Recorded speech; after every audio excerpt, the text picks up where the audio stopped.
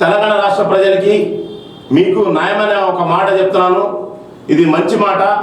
ఎందుకంటే ఒక police station ఒక కోర్టు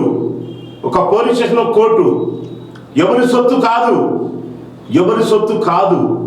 ఎందుకంటే న్యాయం ధర్మం కాట ఇట్లా పట్టుకొని ఉంటుంది.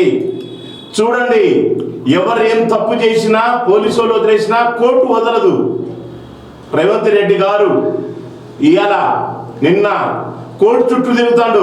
ఒక ముఖ్యమంత్రి నన్ను ఏం చేయలేదు అనుకున్నారు.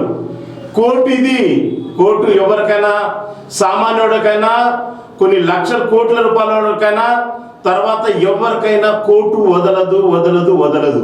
ఒక్కటే గుర్తుపెట్టుకోండి. ఇలా రేవంత్ రెడ్డి గారు ఇలా కోర్టు చుట్టూ తిరుగుతాడు.